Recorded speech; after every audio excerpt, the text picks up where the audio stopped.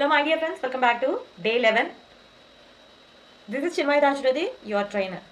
ఈ రోజు డే 11 లో మనం షాపింగ్ కన్వర్సేషన్ అనేది ప్రాక్టీస్ చేయబోతున్నాం. అట్ ద సేమ్ టైం దాని మీద మనం ఛాలెంజ్ అనేది తీసుకోబోతున్నాం. సో ఇది most common and useful scenario spoken English పార్ట్కి వచ్చేసరికి. అండ్ షాపింగ్ వచ్చేసరికి either it is purchasing clothes or buying grocery or even a book. ఒక చిన్న వస్తువు కొనాలన్నా మనకంటూ అక్కడ ఒక చిన్న కాన్వర్సేషన్ అనేది స్టార్ట్ అవుతుంది.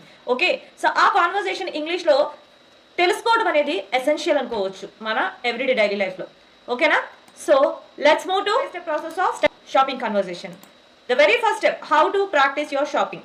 అసలు షాపింగ్ని ఎలా ప్రాక్టీస్ చేస్తామంటే షాపింగ్ కన్వర్సేషన్ని ఇక్కడ start with greeting or politeness. So మీరు స్టార్ట్ చేయడమే ఒక గ్రీటింగ్తో పొలైట్గా మాట్లాడడం అనేది స్టార్ట్ చేయాలి. స్టెప్ 2లో ఆస్క్ అబౌట్ ద ప్రోడక్ట్. మీరు ఏ వస్తువు గురించి కొనడానికైతే అక్కడికి వెళ్తున్నారో ఆ ప్రోడక్ట్ గురించి మీరు అక్కడ అడగడం ready? 1 2 3. Step 1, start with greetings and politeness. So మీరు స్టార్ట్ చేసేది గ్రీటింగ్స్తో అట్ ద సేమ్ టైం పొలైట్గా ఉండేలాగా చూసుకోండి. స్టెప్ 2లో ఆస్క్ అబౌట్ ప్రొడక్ట్. మీరు ఏదైతే వస్తువు కొనడానికి వెళ్ళారో ఆ వస్తువు గురించి మీరు అడగాలి. Step 3, express your preferences. మీకు ఆ పర్టికులర్ ప్రోడక్ట్కి సంబంధించి ఏ ప్రిఫరెన్సెస్ ఉన్నాయి అంటే మీకు ఏ విధంగా అది కావాలనుకుంటున్నారు. ఫర్ ఎగ్జాంపుల్ బుక్ తీసుకుంటే అది ఒక పబ్లిషర్ చేయాలి, అది ఆ పబ్లిషర్ అయితేనే నేను తీసుకుంటాను. ఒక మెడిసిన్ కూడా నేను ఈ కంపెనీ మెడిసిన్ అయితే తీసుకుంటాను అని చెప్తుంటారు కదా, that is called preference. So ఆ ప్రిఫరెన్స్ అనేది మనం అక్కడ ఎక్స్ప్రెస్ చేయాలి. స్టెప్ 4 వచ్చేసరికి ఆస్క్ డిస్కౌంట్స్ ఆర్ ఆఫర్స్. మీరు ఆ ప్రోడక్ట్కి సంబంధించి ఏదైనా ఆఫర్స్ ఉన్నాయా లేదా డిస్కౌంట్స్ ఉన్నాయా అని చెప్పేసి మీరు అడగచ్చు. అండ్ స్టెప్ 5లో ask for the total price. Final price ఎంతకి ఇస్తారు అనేది మనం అక్కడ అడుగుతాం. ఇది మన డైలీ లైఫ్లో ప్రతి కూరగాయల దగ్గరికి వెళ్ళినా, గ్రాసరీ స్టోర్కి వెళ్ళినా ప్రతి ఒక్కరి లైఫ్లో జరిగేది. కాకపోతే అక్కడ మనం తెలుగులో చేస్తాం, ఇక్కడ వచ్చేసరికి ఇంగ్లీష్లో ట్రై చేస్తున్నాము. సో కొత్త అయితే కానే కాదు.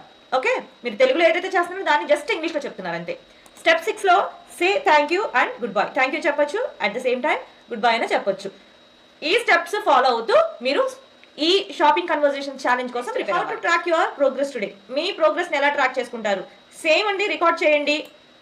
కొన్ని వెరైటీ ఆఫ్ ఫ్రేజెస్ యూజ్ చేయడానికి ట్రై చేయండి. అండ్ షాపింగ్ సినారియోస్ కూడా డిఫరెంట్ షాపింగ్ సినారియోస్ మీరు ట్రై చేయండి.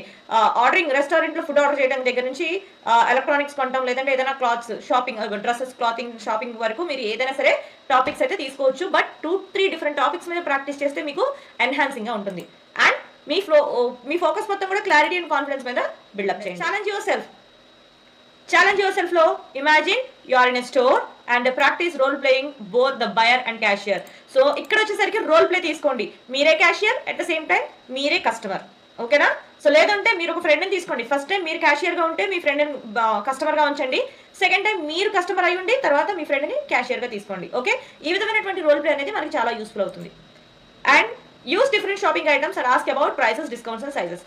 కొన్ని డిఫరెంట్ అన్ని షర్ట్స్, డ్రెస్సెసే కాకుండా ఫుడ్ ఐటమ్స్ అడగొచ్చు, at the same time electronics అడగొచ్చు.